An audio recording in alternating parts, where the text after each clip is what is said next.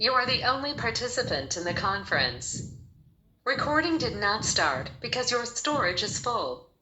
Please log in and delete recordings or purchase more storage from your account. All participants are muted and they can unmute themselves.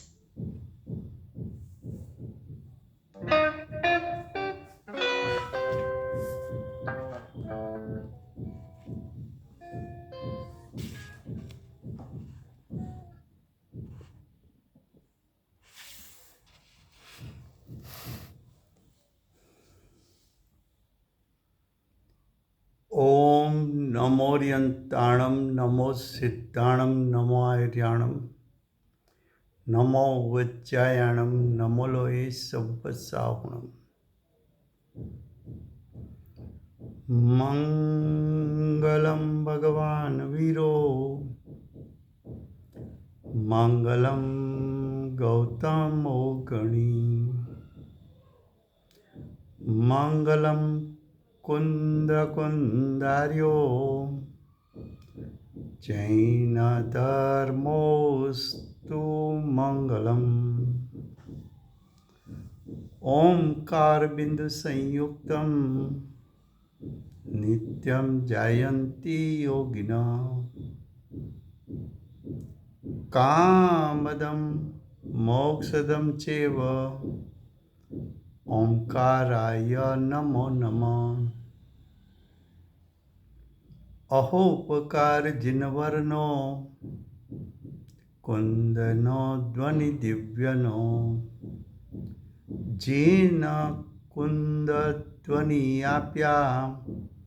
अहो आ गुरुकाहनो तुझ ज्ञान ध्यानो रंग अमया दर्श रहो ओ शिव पद तक तुझ संग माता हाथ ग्रहो।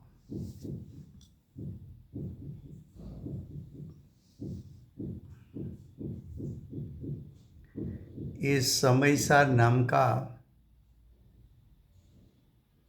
परम अध्यात्म शास्त्र है। भगवत कुंकुंदाचार्य देव ने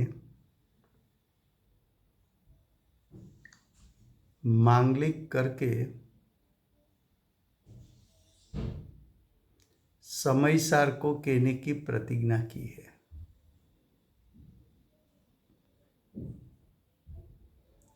समयसार अर्थात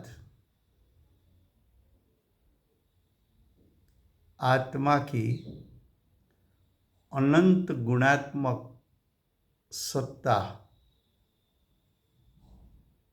के जिस पर दृष्टि जाने से सम्यक दर्शन की प्राप्ति होती है, ऐसी अनंत गुणात्मक अखंड एक सत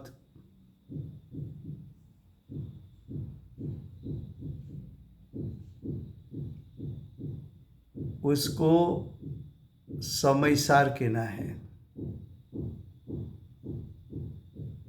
जो अखंड गुणात्मक आत्मा की जो सत्ता है, उसका स्वरूप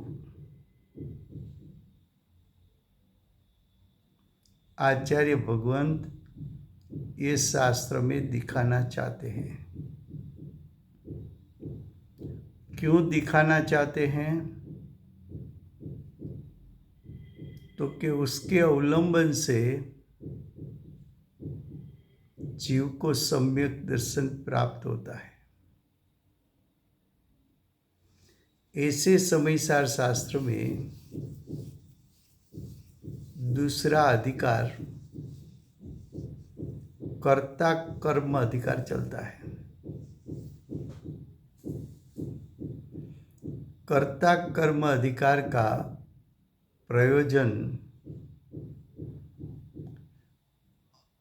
अज्ञानी का अज्ञान छुड़ाकर अज्ञानी का मोह राग द्वेष छुड़ाकर वो ज्ञानी बन जाए, ये प्रयोजन है। ऐसे कर्ता कर्म अधिकार में 99 गाथा चलती है।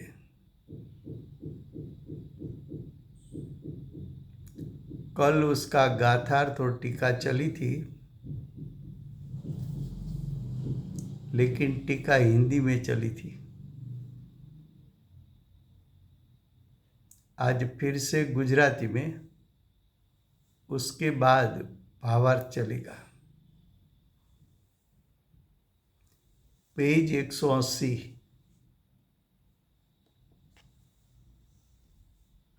गाथा 99, गाथा 99 એની ટીકાના શબ્દ છે જો નિશ્ચયથી કહેતા ખરેખર વાસ્તવિક, જો નિશ્ચયથી આ આત્મા પરદ્રવ્ય સ્વરૂપ કર્મને કરે તો 8 પ્રકારના કર્મ એની વાત નથી. અહીં કર્મ એટલે પરિણામ, કર્મ એટલે અવસ્થા, કર્મ એટલે પર્યાય.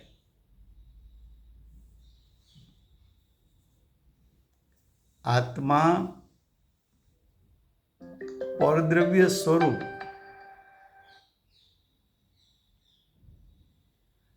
આત્મા પરદ્રવ્ય સ્વરૂપ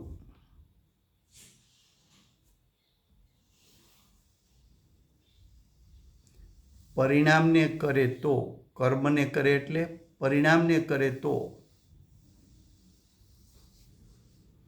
આત્મા, તારો આત્મા એક દ્રવ્ય અને બીજા પરદ્રવ્યો,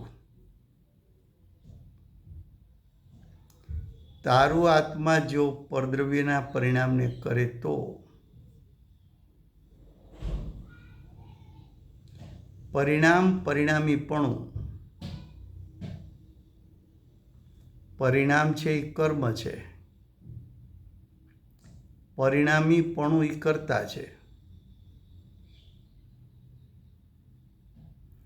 પરિણામ એ પર્યાય છે,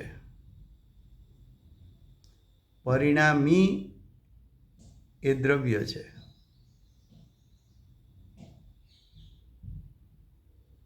પર્યાય શબ્દ પ્રયોગ કરો, પરિણામ એટલે પર્યાય, તો પરિણામીને દ્રવ્ય કહેવાય.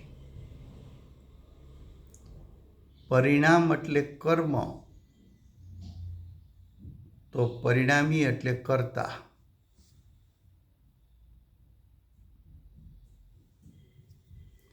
તો કે નિશ્ચયથી આ આત્મા પરદ્રવ્યના પરિણામને કરે તો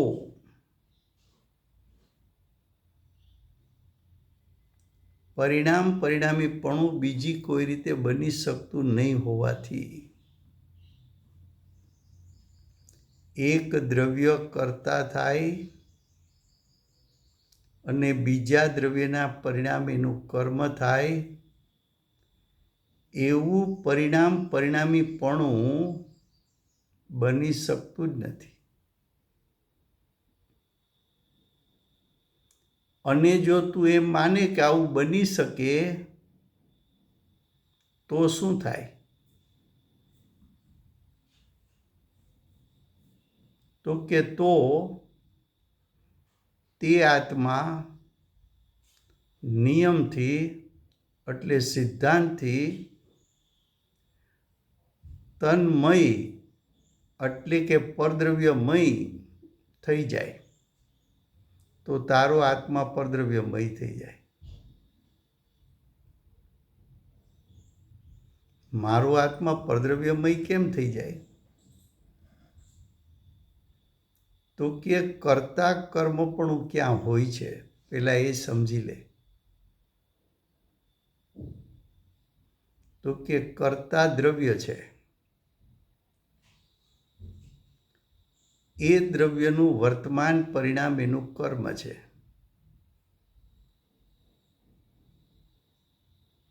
તો કર્તા કર્મપણું દ્રવ્ય અને પોતાની પર્યાય સાથે જ હોય છે.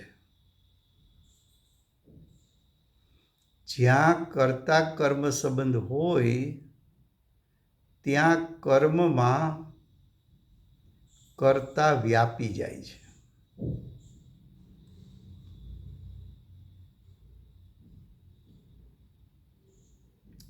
માટે કર્તાથી કર્મ જુદું ન હોય, કર્મથી કર્તા જુદો ન હોય. જેમ દાગીનામાં સોનું વ્યાપ્યું છે, દાગીના કર્મ છે, સોનું કર્તા છે. કર્મમાં કર્તા વ્યાપ્યો છે, દાગીનામાં સોનું વ્યાપ્યું છે. તો દાગીના અને સોનું તન્મય છે, એકબીજાથી છૂટા પડી શકે એવા નથી. તન્મય એટલે શું? તો કે જેમ સાકર મીઠાશમય છે, સાકરના કયા ભાગમાંથી ચાખીએ તો મીઠો સ્વાદ આવે?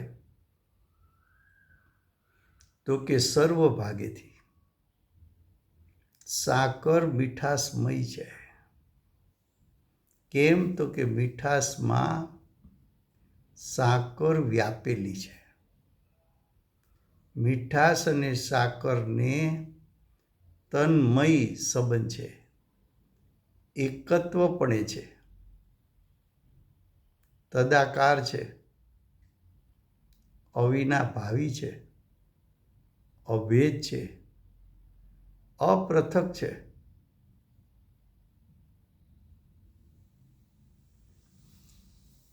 તો દ્રવ્ય પર્યાય, દ્રવ્ય પોતાનું, પોતાના દ્રવ્યમાં ઉત્પન્ન થતી પર્યાય. ત્યાં પોતાનું દ્રવ્ય કરતા પોતાની પર્યાય એનું કર્મ. પોતાનું દ્રવ્ય પરિણામી અને પોતાની પર્યાય પરિણામ. તો પરિણામ પરિણામીપણું. દ્રવ્ય પર્યાય વચ્ચે કેવો સંબંધ છે? તો કે પર્યાયમાં આખું દ્રવ્ય વ્યાપી જાય છે.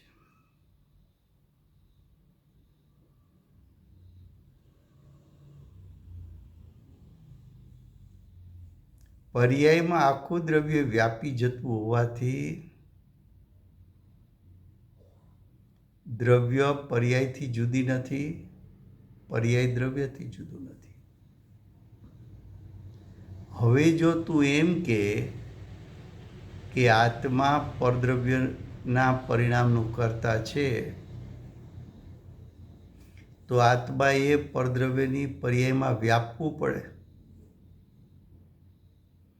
અને આત્મા જો પરદ્રવ્યની પર્યાયમાં વ્યાપે તો આત્માની પર્યાયમાં કોણ વ્યાપે? અને આત્મા જો પરદ્રવ્યની પર્યાયમાં વ્યાપે તો પરદ્રવ્ય ક્યાં વ્યાપે?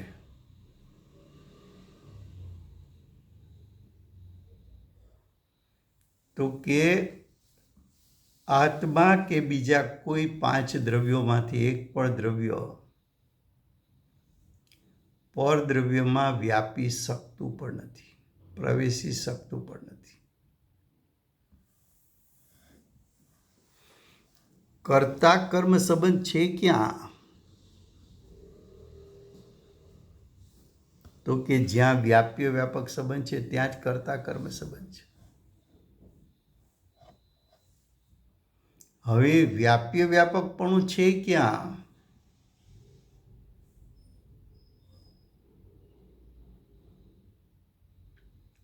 તો કે સોનાના દાગીનામાં સોનું વ્યાપ્યું છે કે સોની વ્યાપ્યો છે? તો કે સોનાના દાગીનામાં સોનું વ્યાપ્યું છે. તો દાગીનાનું કર્તા કોણ? તો કે વ્યાપી વ્યાપક સંબંધ છે ત્યાં જ કર્તા કર્મ સંબંધ છે.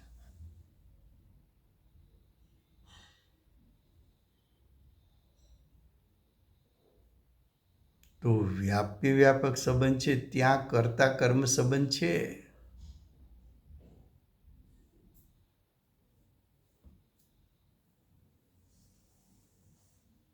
તો સોનું અને દાગીના વચ્ચે વ્યાપી વ્યાપક સંબંધ છે તો ત્યાં કર્તા કર્મ સંબંધ છે. પણ સોની દાગીનામાં વ્યાપતો નથી. તો સોની અને દાગીના વચ્ચે વ્યાપી વ્યાપક સંબંધ નથી. વ્યાપી વ્યાપક સંબંધ નથી તો કર્તા કર્મ સંબંધ નથી. પણ અજ્ઞાની, મિથ્યા દ્રષ્ટિ, વ્યવહારી જન, લૌકિક જન ભાષામાં શું બોલે છે? તો કે સોનીએ દાગીના બનાવ્યા એટલે સોની કરતા ને દાગીના એનું કર્મ. તો કે એ તો લૌકિક જનની લૌકિક ભાષા છે. એ તો લૌકિક જનની મિથ્યા માન્યતા છે. એ તો લૌકિક જનની માન્યતા સત્યાર્થ નથી.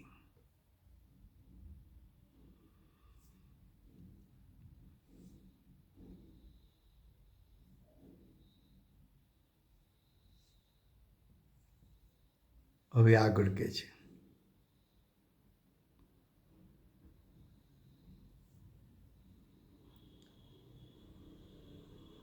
કારણ કે કોઈ દ્રવ્ય અન્ય દ્રવ્યમય થઈ જાય તો તે દ્રવ્યને નાશની આપત્તિ આવે. જેમ કાલે કહ્યું હતું કે હિન્દુ ફિલોસોફીમાં એમ કહેવાય છે કે મીરા કૃષ્ણમાં સમાઈ ગયા. તો એક દ્રવ્યમાં બીજું દ્રવ્ય સમાઈ જાય?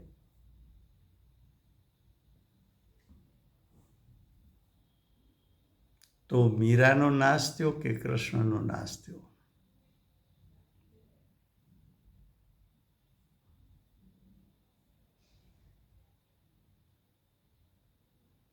તેમ આત્મા જો પરદ્રવ્યમાં વ્યાપે તો આત્માનો નાશ થયો કે પરદ્રવ્યનો નાશ થયો? દ્રવ્ય પર્યાય વચ્ચે તો તન્મય સંબંધ છે અને તન્મય સંબંધ હોય, તદાકાર સંબંધ હોય, તાદાત્મ્ય સંબંધ હોય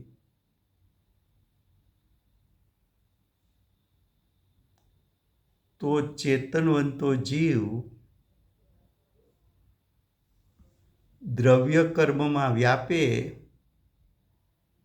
તો ચેતનવંતો જીવ દ્રવ્ય કર્મ અચેતન છે, એના પરિણામ અચેતન છે તો જીવ અચેતન થઈ જાય.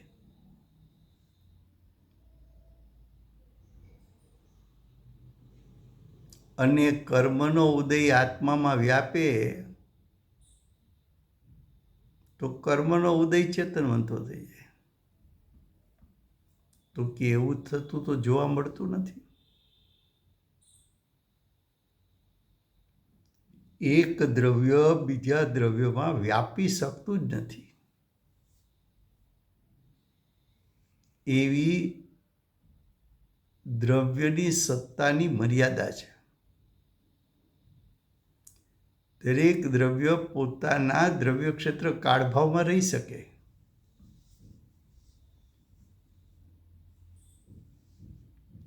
કોઈને એમ થાય કે આવો સિદ્ધાંત બતાવવામાં ધર્મની વાત ક્યાં આવી?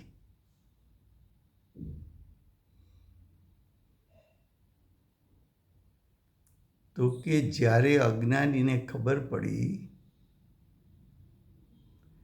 કે હું પરદ્રવ્યના પરિણામનો કર્તા થઈ શકતો નથી અને જો હું પરદ્રવ્યના પરિણામમાં વ્યાપું તો મારો નાશ થાય અથવા જેમાં વ્યાપ્યો એનો નાશ થાય.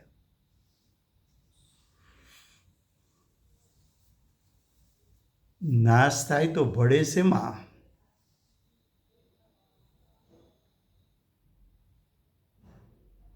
આત્મા પરદ્રવ્યમાં વ્યાપે તો આત્મા અચેતન થઈ જાય અથવા આત્મા જેમાં વ્યાપ્યો એ અચેતન પદાર્થ ચેતન થઈ જાય. તો કે એવું થતું તો જોવા મળતું નથી.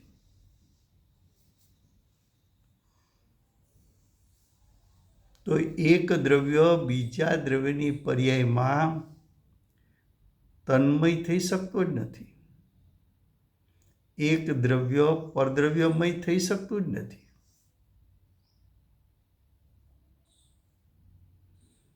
જ્યારે જીવને આ સિદ્ધાંત બેઠો કે એક દ્રવ્ય દૂસરા દ્રવ્યના પર્યાયને કરી શકતું જ નથી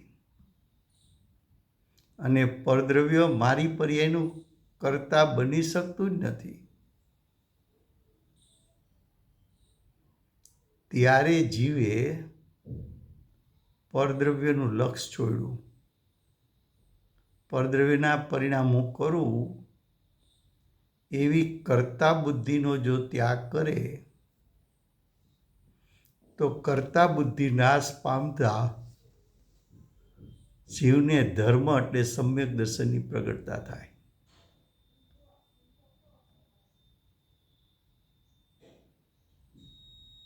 તો કે છે કે કારણ કે કોઈ દ્રવ્ય અન્ય દ્રવ્યરૂપ થઈ જાય તો તે દ્રવ્યના નાશની આપત્તિ આવે, દોષ આવે. માટે આત્મા આ વ્યાપ્ય વ્યાપક ભાવ એ શબ્દ મૂકીને આચાર્ય ભગવંતે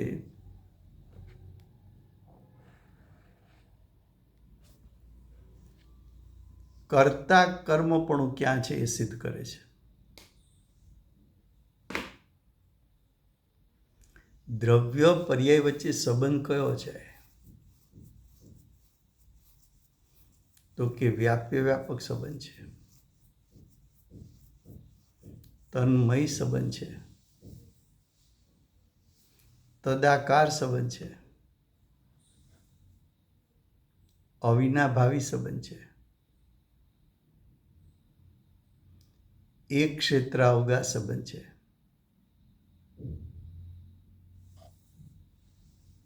એક સત છે,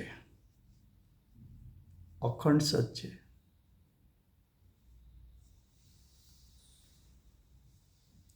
દ્રવ્યથી પર્યાયને પૃથક કરી શકાતું નથી. દ્રવ્યથી પર્યાયની જુદાઈ કરી શકાતી નથી. દ્રવ્યથી પર્યાયને ભિન્ન કરી શકાતી નથી.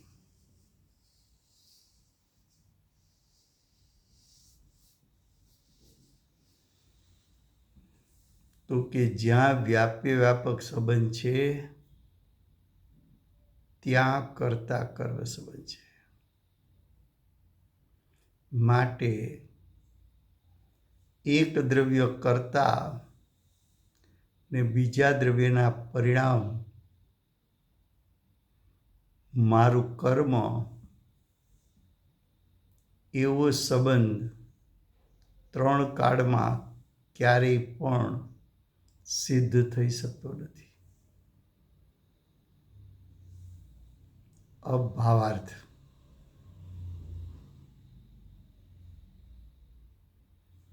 भावार्थ में क्या कहा?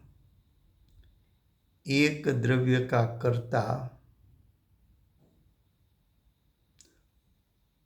अन्य द्रव्य हो जाए तो दोनों द्रव्य एक हो जाए।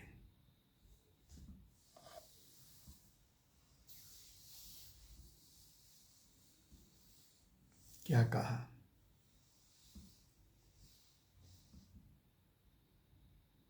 एक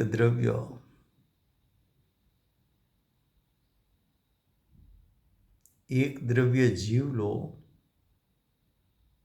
दूसरा द्रव्य पुद्गल लो, एक द्रव्य जीव, दूसरा द्रव्य शरीर,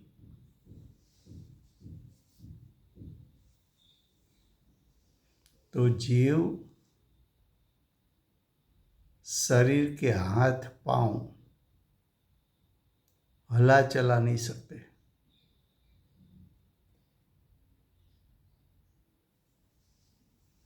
जीव शरीर की पर्याय का कर्ता नहीं बन सकता। शरीर जीव की पर्याय का कर्ता नहीं बन सकता। न्याय से भी जीव चेतन है, शरीर अचेतन है। चेतन अचेतन रूप परिणमन नहीं कर सकता। शरीर जीव का कार्य नहीं कर सकता। अचेतन शरीर चेतन बनता जीव का परिणाम का कर्ता नहीं बन सकता।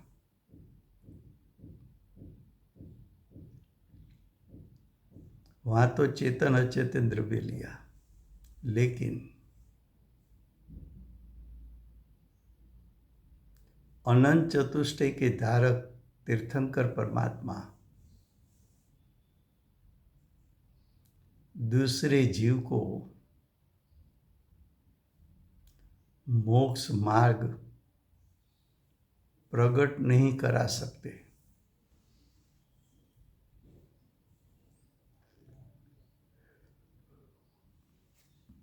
तीर्थंकर भगवान की सभा में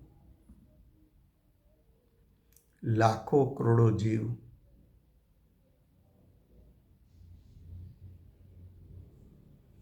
तीर्थंकर की सभा में गणधर, आचार्य, उपाध्याय, साधुओं, श्रावक श्राविका, अर्जिकाओं, सम्यक दृष्टियों, इंद्रो, चक्रवर्ती राजाओं, तिर्यंचों, लाखों करोड़ों की संख्या में भगवान की वाणी सुनते हैं।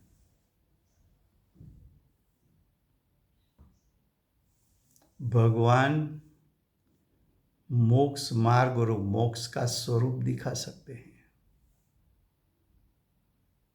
लेकिन परजीव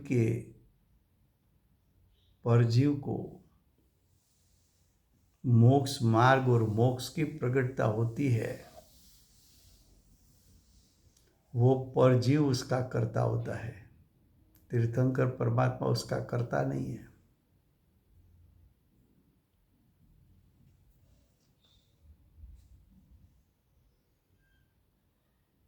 भगवान की दिव्य ध्वनि छूटी ऐसा कहने में आता है, लेकिन दिव्य ध्वनि में भाषा वर्गणा व्यापी है। भाषा वर्गणा दिव्य ध्वनि की करता है। तीर्थंकर परमात्मा दिव्य ध्वनि के कर्ता नहीं है।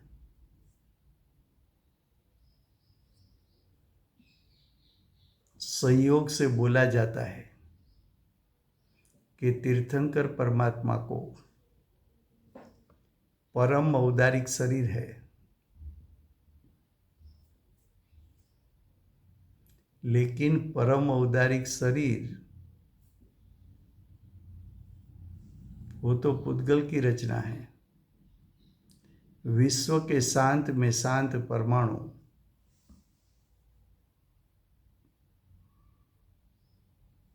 परम औदारिक शरीर में होते हैं, लेकिन ये परम औदारिक शरीर उसका कर्ता कौन? तीर्थंकर परमात्मा के आहार वर्गना में से यह परम औदारिक शरीर बना है। उसका कर्ता कौन? तो कि आहार वर्गना में से औदारिक वैक्रिक आहारक शरीर की रचना होती है। उसका कर्ता तीर्थंकर परमात्मा नहीं है।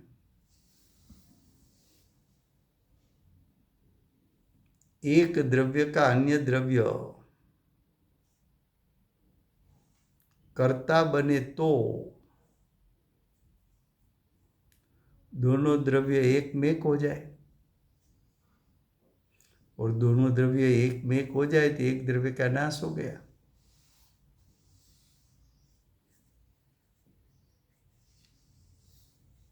क्यों? तो आगे बताया, क्योंकि कर्ता कर्मपणा या तो परिणाम परिणामीपणा एक द्रव्य में ही होते हैं, एक द्रव्य में ही हो सकते हैं।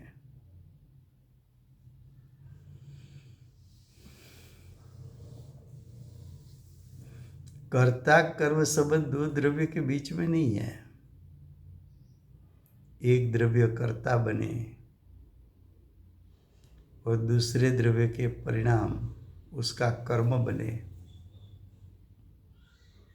एक द्रव्य दूसरे द्रव्य में प्रवेश करके परद्रव्य के परिणाम को उत्पन्न कर सके, ऐसा होता है।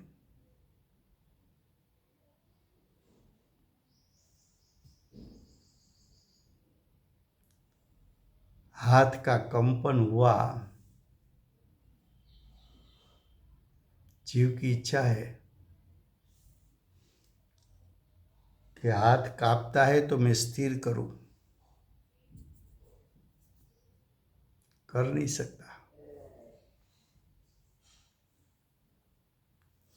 आधा शरीर पैरालिसिस हो गया।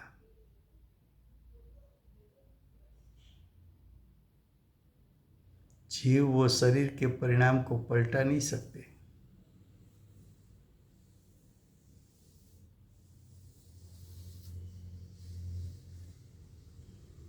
तीव्र कर्म का उदय जीव को विभाव नहीं करा सकता।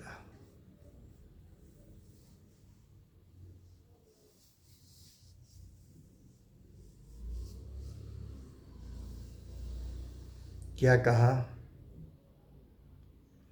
परिणाम परिणामीपना एक ही द्रव्य में हो सकता है।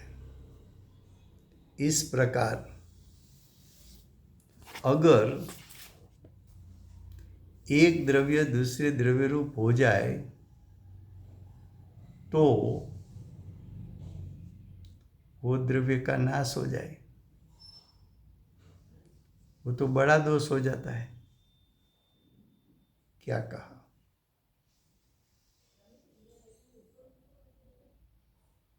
अगर मान लो कि एक द्रव्य दूसरे द्रव्य के परिणाम का कर्ता बनता है तो होगा क्या? तो कि द्रव्य का नाश हो जाए। एक द्रव्य दूसरे द्रव्य की पर्याय में व्याप गया तो व्यापने वाला द्रव्य उसकी पर्याय तो हुई नहीं, परिणाम रुक गया उसका। और परिणमन करना वो तो सभी द्रव्य का स्वभाव है। परिणमन रुक गया तो स्वभाव का नाश हो गया। एक स्वभाव का नाश होगा तो क्रमशः दूसरे स्वभाव का नाश होना शुरू हो जाएगा, द्रव्य का ही नाश हो जाएगा। और एक द्रव्य का नाश हुआ तो दूसरे द्रव्य का नाश हो सकता है, तो विश्व तो शून्य बन जाए।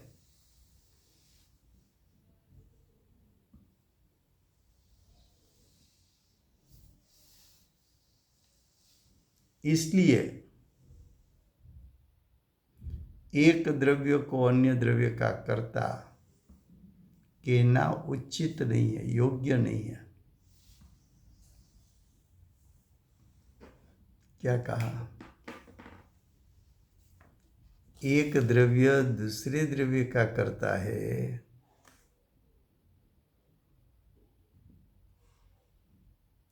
ऐसी बात करना योग्य नहीं है, क्योंकि ऐसा होता ही नहीं है।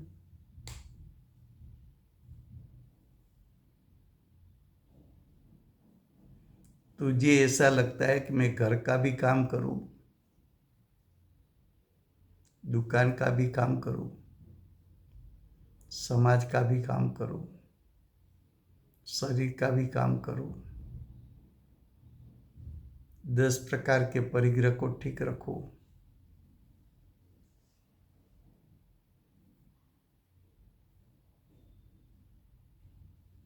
बाहर का ठीक अठीकपना वो तो पुण्य पाप कर्म उसके उदय अनुसार होता है।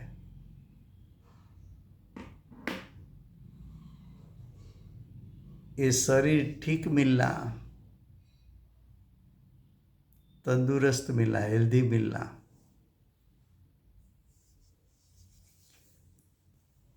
वो तो पुण्य कर्म का फल पुद्गल में भी आता है तो शरीर ठीक होता है। शरीर में रोग हो अनेक प्रकार के,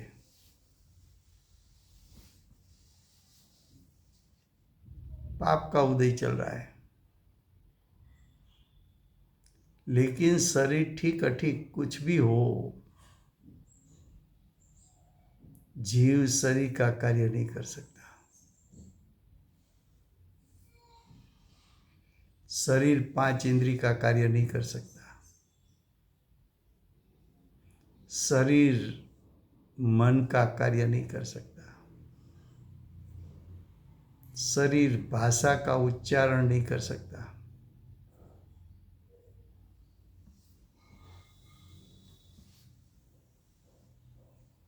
तो ये एक जीव दूसरे अचेतन जड़ पदार्थ का तो कार्य नहीं कर सकता, लेकिन एक परमाणु भी दूसरे परमाणु का कार्य नहीं कर सकता।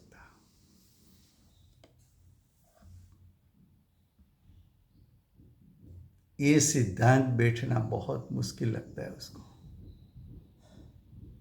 उसको लगता है तो क्या मैं कुछ नहीं कर सकता? तो क्या परद्रव्य में तो कुछ नहीं कर सकता। जो करना है वो स्वद्रव्य में।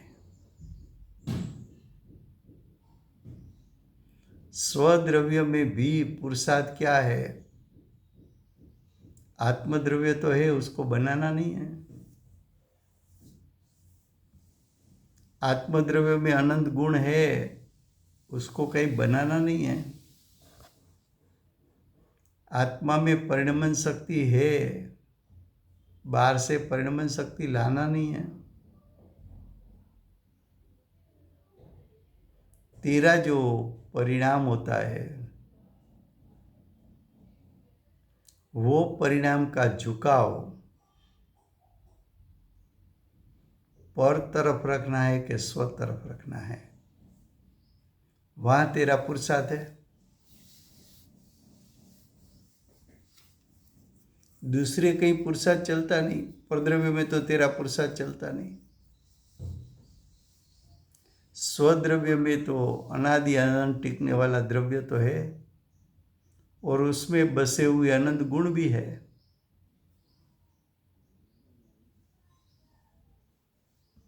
पर्याय भी सहज उत्पन्न होती है परिणमन शक्ति के कारण, लेकिन उत्पन्न होने वाली पर्याय उसका झुकाव कहाँ है? स्वस्वभाव की ओर के परद्रव्य की ओर, वहां तेरा पुरुषार्थ काम आएगा।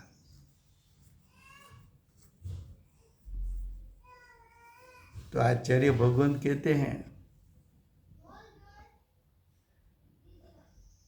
कि एक द्रव्य दूसरे द्रव्य का परिणाम कर सके, एक द्रव्य दूसरे द्रव्य की पर्याय का कर्ता बन सके, ये बात सिद्धांत से उचित नहीं है।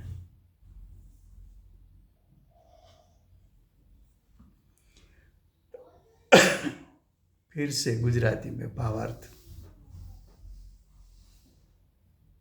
શું કહ્યું? એક દ્રવ્યનો કર્તા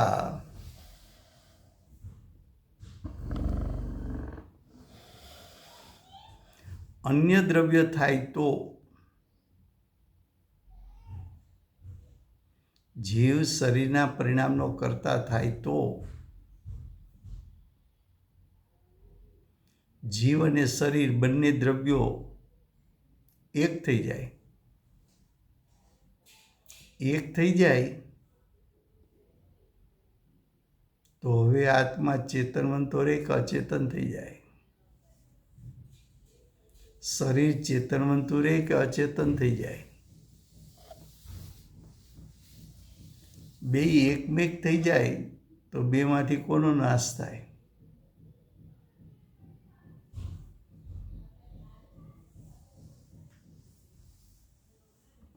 તો કે બેમાંથી એક દ્રવ્યને નાશનો પ્રસંગ આવે, તો કે એવું તો વિશ્વમાં જોવા મળતું નથી। માટે એક દ્રવ્ય અન્ય દ્રવ્ય રૂપ થઈ શકતું જ નથી। કેમ નથી થઈ શકતું? તો કે છે કારણ કે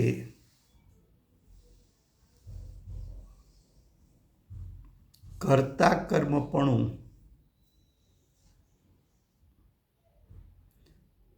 અથવા પરિણામ પરિણામીપણું એક દ્રવ્યમાં જ હોઈ શકે।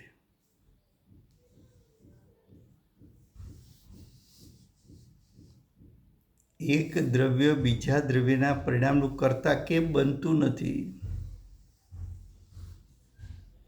તો કે કર્તા કર્મ સંબંધ તો દ્રવ્યને પોતાની પર્યાય સાથે છે।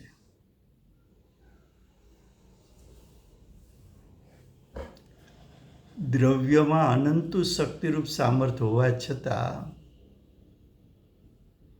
એ પરદ્રવ્યના પરિણામનું કર્તા બની શકતો નથી। એનામાં એવું કોઈ સામર્થ્ય જ નથી કે પરદ્રવ્યના પરિણામને કરી શકે।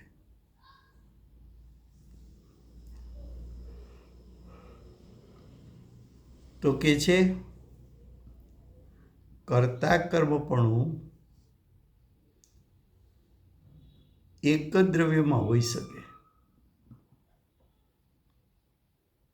જીવ ચેતનવંતો, તો જીવ સમ્યક દર્શન જ્ઞાન ચારિત્રનો કર્તા થઈ શકે। જીવ મિથ્યા દર્શન મિથ્યા જ્ઞાન મિથ્યા ચારિત્રનો કર્તા થઈ શકે। જીવ પુણ્ય પાપ આશ્રવ બંધનો કર્તા થઈ શકે।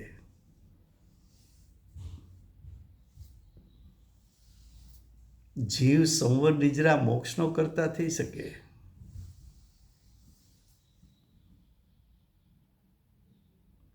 પણ એક જીવ બીજા જીવના પરિણામનું કર્તા બની ન શકે। અનંત શક્તિરૂપ સામર્થ્ય જેમને પ્રગટ થયું છે એવા તીર્થંકર પરમાત્મા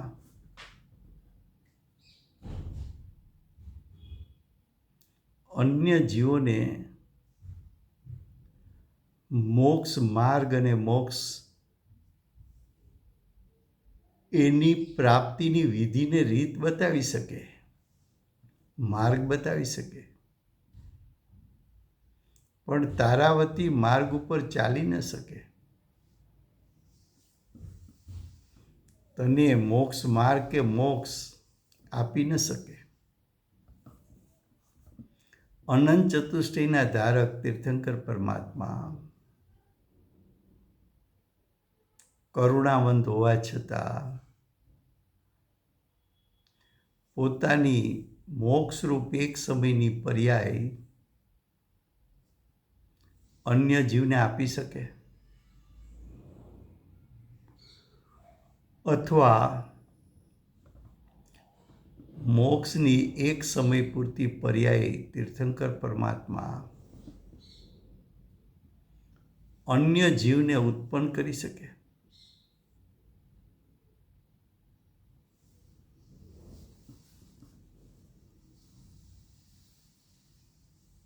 તો કે ન કરી શકે. અનંત ચતુષ્ટય જેમને પ્રગટ રૂપ છે,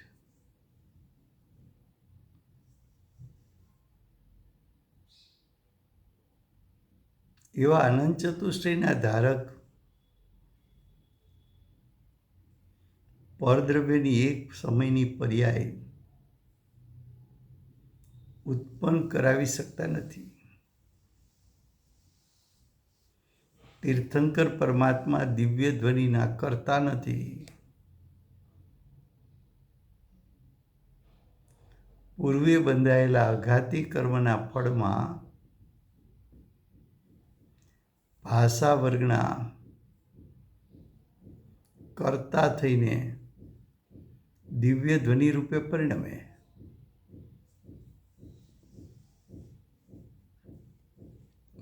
પણ તીર્થંકર પરમાત્મા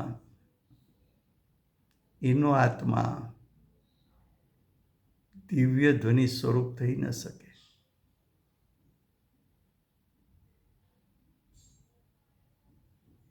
કર્તા કર્મ પણ ક્યાં હોય? તો કે દ્રવ્ય અને પોતાની પર્યાય વચ્ચે.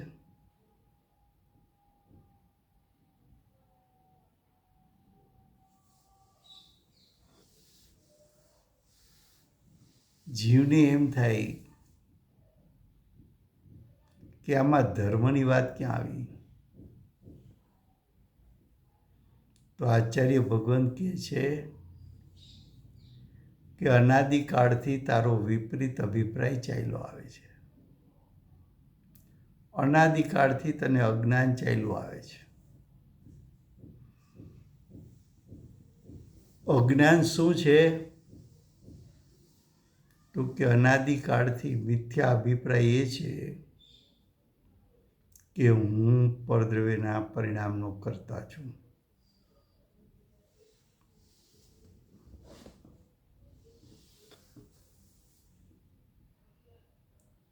આ ઘર અમે શાંતિથી ચલાવીએ છીએ.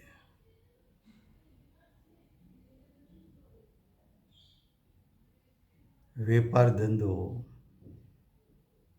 એકદમ શાંતિમય રીતે ચલાવીએ છીએ.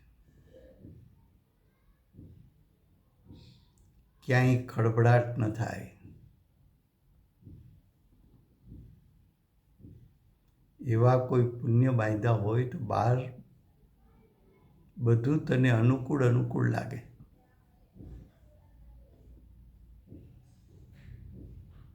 પણ બહારની અનુકૂળતા તું ઉત્પન્ન કરી શકે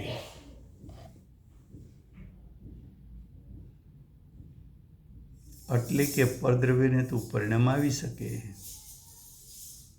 તો કે તારી પાસે એવો કોઈ સ્વભાવ જ નથી કે પરદ્રવ્યને તું પરિણમાવી દે.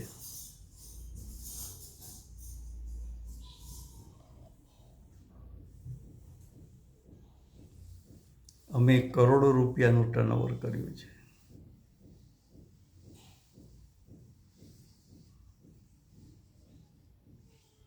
કરોડો અબજો રૂપિયા વચ્ચે અમે રહ્યા છીએ.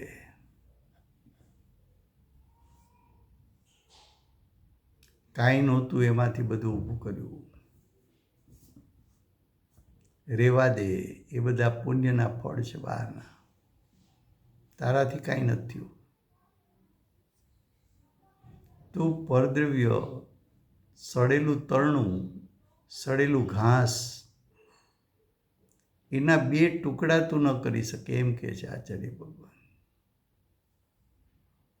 તારે અને ઘાસ વચ્ચે વ્યાપક સંબંધ ક્યાં છે?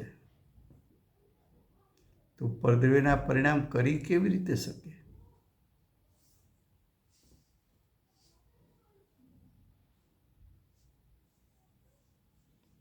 હવે આગળ કહે છે, આ રીતે જો એક દ્રવ્ય બીજા દ્રવ્યરૂપ થઈ જાય, કોઈ એવું માને કે હું પરનું કાર્ય કરી શકું છું, તો આચાર્ય ભગવાન કહે છે તો 2 દ્રવ્ય એકમેક થઈ જાય.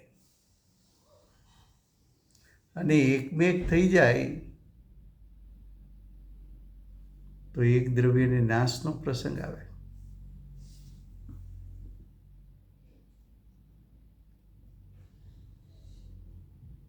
અને જો આવું થાય, દ્રવ્યનો નાશ થવા માંડે, તો વિશ્વને નાશ થવાનો પ્રસંગ આવે.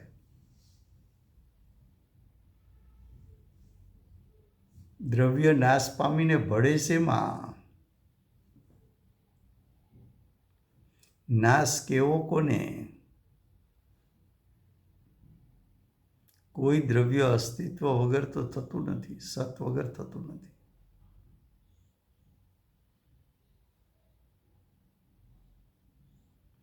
માટે કહે છે કે એક દ્રવ્યને અન્ય દ્રવ્યનો કરતા કેવો ઉચિત નથી. આ તું ક્યાંથી લાવ્યો? આ શરીરનું કાર્ય હું કરું, 5 દ્રવ્ય 5 ઇન્દ્રિયોનું કાર્ય હું કરું, ઘરનું કાર્ય હું કરું, બાળકોને હું મોટા કરું, બાળકોને હું ભણાવું, છોકરાઓને ધંધામાં લાઈનસર કરું, આ ધન આદિની વ્યવસ્થા હું કરું, સ્ટાફને હું સાચવું, સમાજને હું સાચવું. અમારો એક બોલ પડે તો સમાજ ઉપાડી લે. ક્યાંથી લાવ્યો આ બધું? અરે તમને ખબર નથી અમારી શક્તિ કેટલી છે. તારી શક્તિ ભલે અનંતી હોય,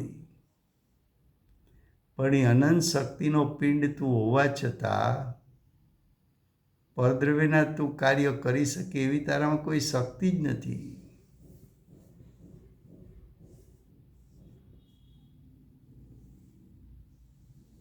જો આ વાત બેસે જીવને, આ નિયમ, આ સિદ્ધાંત બેસે કે પરદ્રવ્યના કાર્ય કરવા માટે હું પંગુ છું, અપંગ છું,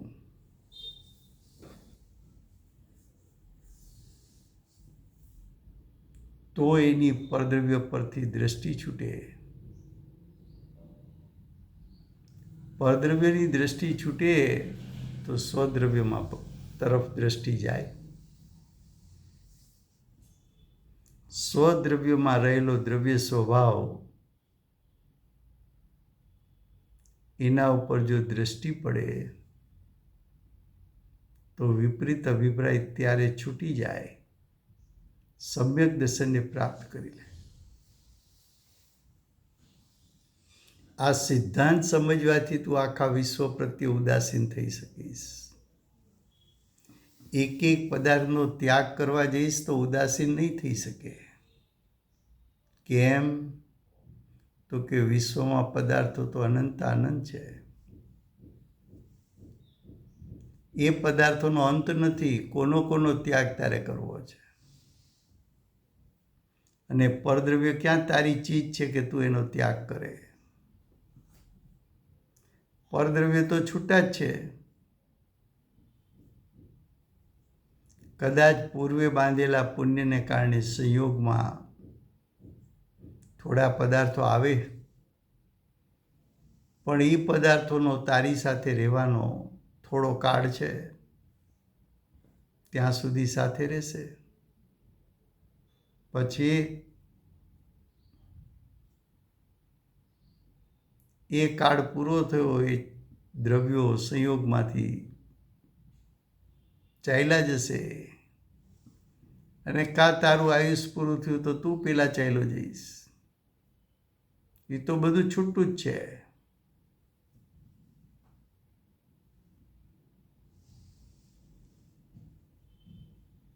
શું કહે છે?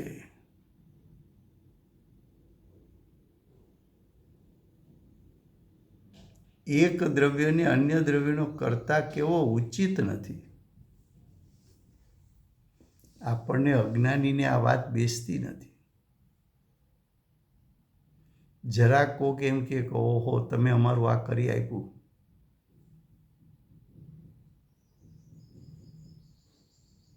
અંદરથી એટલું ગમે એટલે હું પરદ્રવ્યનું કંઈક કરી શકું છું એ અભિપ્રાય છૂટ્યો નથી. અને એ અભિપ્રાય છે ત્યાં સુધી મિથ્યાત્વ છે, અને મિથ્યાત્વ છે ત્યાં સુધી અનંત સંસાર છે.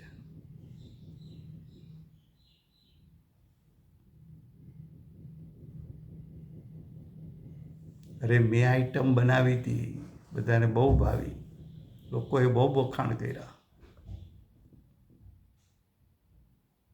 મેં પણ ઘણી મહેનત લઈને કરી હતી. લો, પરદ્રવ્યના પરિણામ હું કરી શકું છું.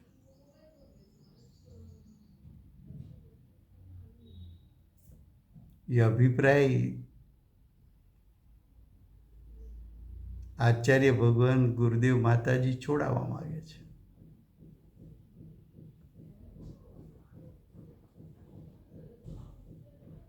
હવે ગાથા 100નું હેડિંગ છે આત્મા નિમિત્ત નૈમિત્તિક ભાવથી પણ કરતા નથી.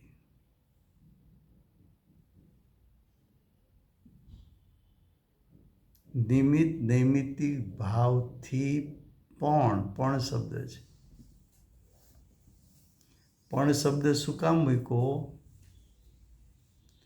કે આત્મા વ્યાપ્ય વ્યાપક ભાવથી તો પરદ્રવ્યના પરિણામનો કરતા નથી, પણ નિમિત્ત નૈમિત્તિક સંબંધથી પણ પરદ્રવ્યના પરિણામનો કરતા નથી. એટલે પણ શબ્દ મૂક્યો.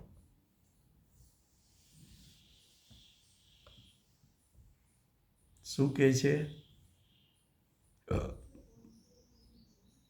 પણનો અર્થ કરવા બેનશ્રીના મોટાભાઈ પંડિતજી હિંમતભાઈ એને બ્રેકેટમાં લખ્યું, વ્યાપ્ય વ્યાપક ભાવથી તો કરતા નથી, પરંતુ નિમિત્ત નૈમિત્તિક ભાવથી પણ કરતા નથી. એ પણ શબ્દમાંથી વ્યાપ્ય વ્યાપક ભાવથી કરતા નથી વાત કાઢી છે.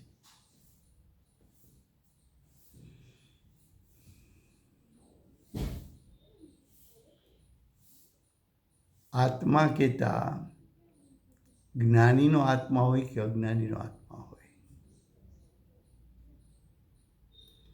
જ્ઞાની કે અજ્ઞાનીનો આત્મા વ્યાપી વ્યાપક ભાવથી તો પરદ્રવ્યના પરિણામનો કરતા નથી, પણ જ્ઞાની કે અજ્ઞાનીનો આત્મા નિમિત્ત નૈમિત્તિક સંબંધથી પણ પરદ્રવ્યના પરિણામનો કરતા નથી. એનો વિસ્તાર કાલે થશે. સમય થયો છે.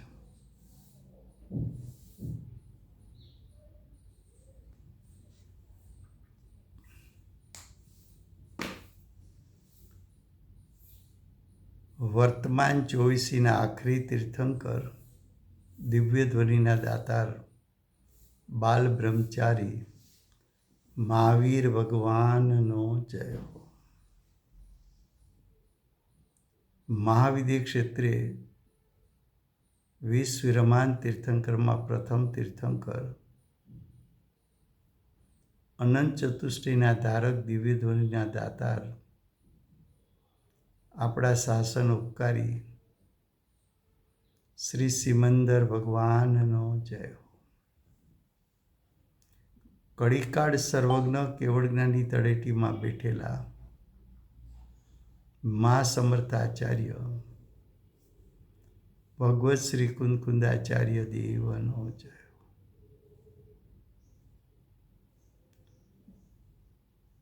હો. વર્તમાન કાળે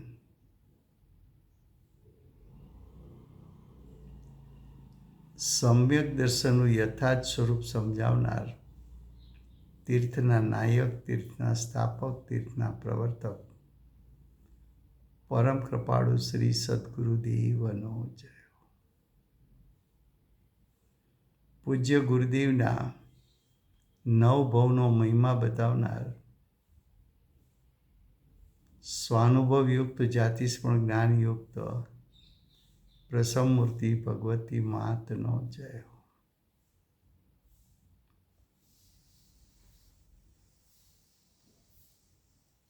સમ્યક દર્શનની પ્રાપ્તિમાં નિમિત્તરૂપ સર્વ જીનવાણી માતનો જય હો. પૂજ્ય ગુરુદેવ માતાજીની સાધના ભૂમિ સુવર્ણપુરી ધામનો જય હો.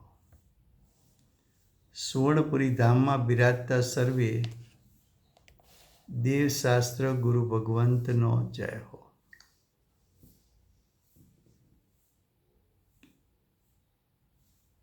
વર્તમાન ગુરુ અને ભવિષ્યના તીર્થંકર શ્રી સૂર્યકીર્તિ ભગવાનનો જય હો.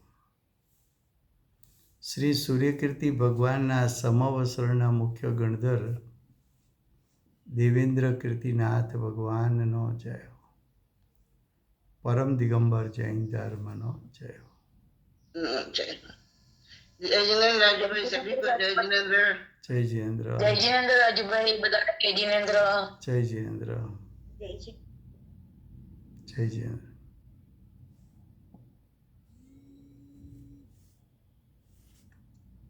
Goodbye.